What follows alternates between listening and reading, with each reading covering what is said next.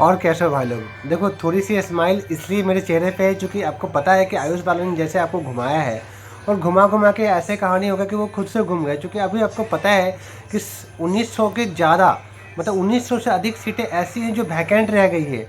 और वो दावा ऐसा ठोक रहे थे कि जिन्हों जो रिपोर्टिंग नहीं करेंगे उनको हम अपने यहाँ नेक्स्ट राउंड में फिर से मौका नहीं देंगे।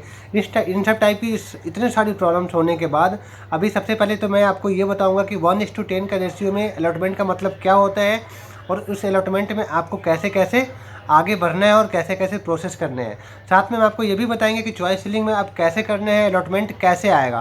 क्योंकि आप लोग कहीं ना कहीं कंफ्यूज हो रहे होंगे कि 25 और 26 तारीख को ऐसा है कि आपको कॉलेज में जाके फिजिकली वहाँ पे रिपोर्टिंग करने हैं और फिर 27 तारीख को या लगभग डे 10 o'clock से नाइट को 11 मतलब 11 बजे तक का आपको क्या अस्थाई रिपोर्टिंग है। मतलब दो बार रिपोर्टिंग आपको समझ में नहीं आ रहा होगा। देखो देखो दोस्तों होता क्या है। हालांकि दोस्तों देखो आप लोग अगर चैनल पे बिल्कुल हमें पता है नए नहीं हो, काफ़ी पुराने हो, लेकिन बहुत सारे लोग ऐसे हैं जिन्होंने अभी तक सब्सक्राइब भी नहीं करा है। तो मेरे भाई मेरे कोई फीस तो है नहीं और आप लोग सब्सक्राइब भी नहीं करते हो, लाइक भी नहीं करते हो, तो मतलब हमें मज़ा नहीं आता वीडियो बनाने में दोस्तों। तो आप सपोर्ट करो और हमें हमें दिखे कि भाई लोग मेरे साथ है। हालांकि दोस्तों हम लोग बात करेंगे 1:10 की। तो देखो इसमें कहानी ऐसी आएगी अगर किसी कॉलेज में, क्योंकि आपको पता है जो वैकेंसी दिखी है उसमें जितने कॉलेज जो फैल रहे थे, जैसे आर.डी. मेमोरियल फैल रहे थे या अपने रतलाम वाला कॉलेज जो उल्टा बात कर रहा था, ये जितने भी आयुर्वेदा के कॉलेज है लगभग सब के सब बातें उल्टी करने स्टार्ट कर दिए थे। क्यों? क्योंकि उनको ऐसा लग रहा था कि आप हो गए हो मजबूर। उनको ऐसा लग रहा था कि अब आपको कहीं जाने की, अब तो कहीं जा ही नहीं पाओगे उनके यहाँ के अलावा। लेकिन बहुत सारे लोगों ने ऐसा करा है जो रिपोर्ट नहीं करा। देखो बहुत स्ट्रॉन्ग डिसीजन है आप लोगों के वो, लेकिन क्या उस स्ट्रॉन्ग डिसीजन में अब क्या है, जैसा आयुष सोचा कि सब के सब कहाँ जाएंगे। भाई साहब सबके पास मल्टीपल ऑप्शन होते हैं। तो बहुत सारे लोगों ने ऐसा सोचा होगा कि हाँ नीट के पेपर बहुत नज़दीक है, क्यों ना हम न्यूज़ की तैयारी कर लें, या अगर आगे मौका मिलेगा तो हम ले लेंगे मौका, लेकिन हम उस कॉलेज में नहीं जाएंगे जो हमें पसंद नहीं है। वो डिसीजन आपके लिए बहुत अच्छा था। क्योंकि देखो दोस्तों अभी की कहानी अगर देखोगे तो भाई जहाँ 5 साल निकालना है और वो कॉलेज हमें पसंद नहीं है तो कोई मतलब नहीं बनता वहाँ जाने का और मजबूरी में जाने का। और ख़ास करके जो नए नए कॉलेज आए हैं उनके तो कोई मतलब नहीं है वहाँ पे अगर आप जाते हो तो मतलब वहाँ तो कोई विशेष सुविधा है भी नहीं कुछ एक कॉलेज के अलावा, है ना। अलग दोस्तों 1:10 की हम लोग बात कर रहे थे। जैसे मान लो कि किसी कॉलेज में, अगर मान लो एलन कॉलेज में ही, या मान लो आर.डी. में ही, या मान लो किसी गवर्नमेंट कॉलेज में ही, अगर मान लो कि 10 सीटें खाली हैं तो वहाँ पे क्या होगा, 100 बच्चों का अलॉटमेंट दिखाया जाएगा। नहीं समझे? बिल्कुल एक बार में समझ में नहीं आएगा। अगर इतना आसान होता तो बिल्कुल आप तो खुद से समझ जाते। तो देखो 100 सीट जो होगा मतलब एक सीट पे 10 वैकेंसी, एक सीट पे 10 लोग वेटिंग में आएंगे। 100 सीट खाली होगा तो 100 बच्चों का लिस्ट दिखाएगा, उसमें 100 बच्चों का लिस्ट दिखाएगा। और ये अगले जो आपको अलॉटमेंट लेटर जो दिखने वाले हैं वो ऐसे दिखने वाले हैं, वो आपके नाम से नहीं दिखेंगे, वो कॉलेज के नाम से दिखेंगे। किस कॉलेज में आप क्या में पोजीशन पे हो। जैसे मान लो 5 कॉलेज में चॉइस सीटें खाली हैं, 10 कॉलेज में सीटें खाली हैं, किसी में 10 है, किसी में 8 है, किसी में 20 है, ऐसे सीटें खाली हैं मान लो। और आप क्या करते हो, 10 कॉलेज को आप क्या करते हो, चॉइस करते हो। चॉइस आपको फिर से करना है, ठीक है। ऐसा नहीं कि चॉइस छोड़ देना है, चॉइस करना है हमें। लेकिन जैसे जिस सीट में जितने भी सीटें वैकेंट होंगी ना, उसमें आपके मार्क्स के हिसाब से आप कितने पोजीशन पे आ रहे हो। पहले क्या होता था, पहले ये होता था कि अगर हमें मेरे मार्क्स पे हमें कॉलेज मिल रहा है तो ठीक है, नाम अलॉटमेंट होता था, नहीं मिल रहा होता था तो छीन जाता था, मतलब नॉट अलॉटेड हो गया या किसी और कॉलेज में चले गए। पर अब ऐसा नहीं होगा। आप जिस कॉलेज में आपने चॉइस लिंक डाला है उस कॉलेज में आपकी वैकेंसी मतलब आपका वेटिंग लिस्ट क्या पोजीशन पे है।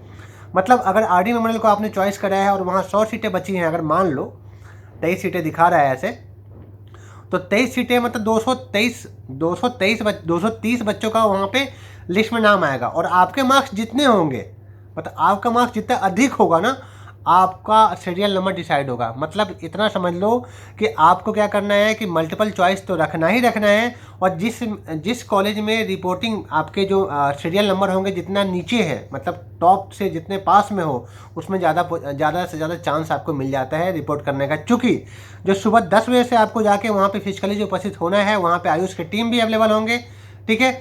अब वहाँ पे क्या करना है, आपको जा करके सिग्नेचर करना है कि हम वहाँ पहुँच चुके हैं। इससे फ़ायदा क्या होगा, जो अधिक मार्क्स वाले बच्चे हैं, जो मल्टीपल कॉलेज में जो नॉर्मली देखते हो कि सेकंड थर्ड राउंड में भी उन्होंने टॉप कॉलेज को चॉइस कर दिया, फिर वो नहीं मिला, फिर उन्होंने उसे भी छोड़ दिया और फिर से आपके साथ आ गए।